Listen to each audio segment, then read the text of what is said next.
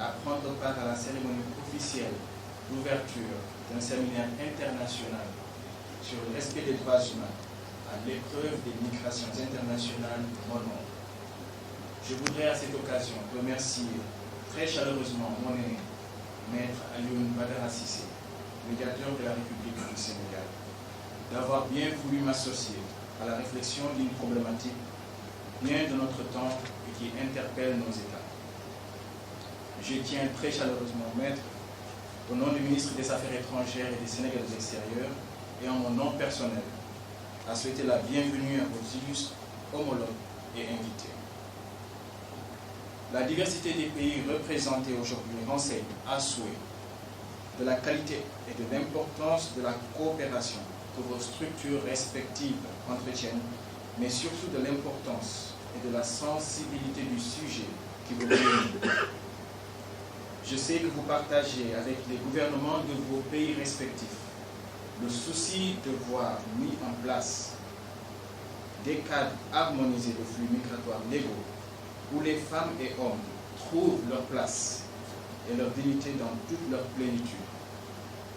Le défi est encore plus délicat quand il s'agit de migration irrégulière où les différents acteurs, qu'ils soient migrants, passeurs ou trafiquants, ont tout un intérêt à écarter l'État des circuits et des mouvements, ouvrant ainsi la porte à des abus multiformes.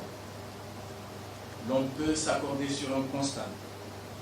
Qu'elle soit régulière ou irrégulière, la migration est un phénomène naturel que l'on ne saurait arrêter. L'on conviendra donc avec M. Kofi Annan que tant qu'il y aura des migrations, il y aura des nations, il y aura des migrants. Qu'on le veuille ou non, les migrations continueront, car elles font partie de la vie. Il ne s'agit pas donc de les empêcher, mais de mieux les gérer et de faire en sorte que toutes les parties coopèrent davantage et comprennent mieux le phénomène.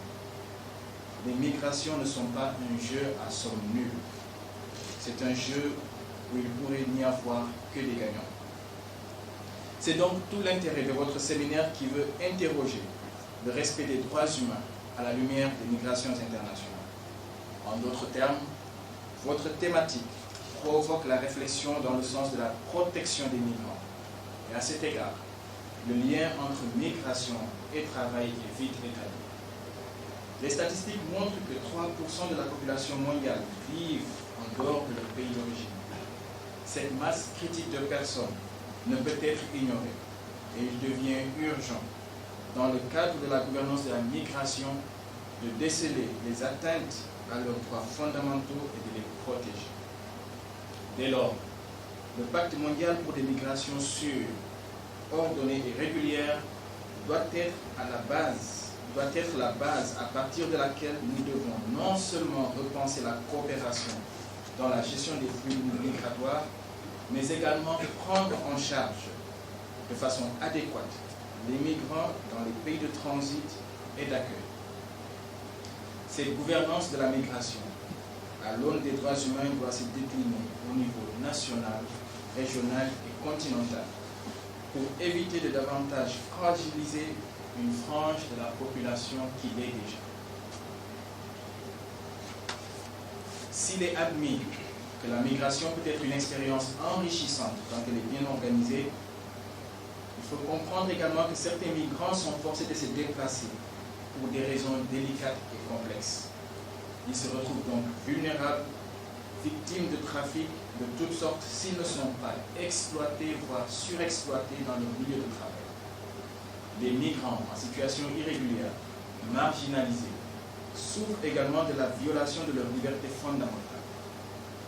La réflexion est très poussée pour ce qui concerne le droit de résidence sur un territoire, mais ce droit emporte avec lui toute une réflexion sur la protection sociale et juridique.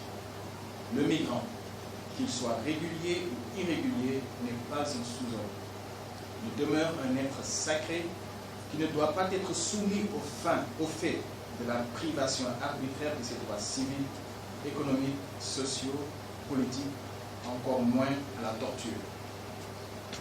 La montée des nationalismes et l'exacerbation des crises économiques en certains endroits du monde à accentuer les préjugés, faisant donc des migrants des menaces contre un soi-disant ordre établi et donc des cibles. La valeur travail a cristallisé l'intérêt de toutes les couches politico-sociales. C'est la raison pour laquelle une bonne partie de l'argumentaire dans les forats internationaux s'y concentre, au détriment parfois de la question du déni des droits migrants et même de leurs descendants. Je veux parler du droit à l'éducation. Mesdames et messieurs, elle est fondée ma conviction que le choix de la migration est un choix difficile, qui s'impose pour celle ou celui qui en a fait une option. C'est la raison pour laquelle l'être humain, placé dans un contexte migratoire et au cœur des préoccupations sociopolitiques, doit pouvoir se sentir protégé par un arsenal juridique respecté, éprouvé et réajusté par les réalités du monde. Cet arsenal doit surtout faire l'objet d'une mise en œuvre effective. Tel est l'un des défis des États dans la gouvernance de la migration.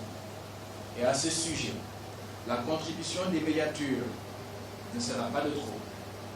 C'est donc aujourd'hui, plus que jamais, que vos structures sont interpellées à orienter l'action des gouvernements sur une question aussi transversale que celle de la migration. Elles doivent renforcer leur plaidoyer autour du respect des différents instruments juridiques nationaux et internationaux. À ce que je sache, la Déclaration universelle des droits de l'homme reste toujours pertinente. À ce sujet, eu égard aux litiges que vous êtes souvent appelés à connaître, il serait souhaitable de les documenter, mais également de recueillir les statistiques pour aider les États à mieux appréhender le phénomène migratoire. À ce propos, je voudrais souligner que notre pays vient de prendre part au Caire, au 5e Forum panafricain sur la migration, PAFOM, au cours duquel il a été reconnu une place de choix à la collecte des données dans le cadre de la gouvernance migratoire. En effet, le caractère parfois imprévisible des projets migratoires commande d'avoir une posture d'anticipation en mettant en place des outils pour une analyse claire du phénomène et de ses corollaires à tous les niveaux. Il revient donc aux États et autres acteurs non étatiques de mettre en place des structures de veille et d'encadrement pour faciliter l'insertion du migrant et lui permettre de se construire un destin dans des conditions juridiques et sociales stables.